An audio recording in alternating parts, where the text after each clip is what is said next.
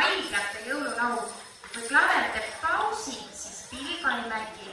Ja miks me seda nii palju harjutame, sest see on kõige tähtsam asi alguses õppida, kuidas olla vait.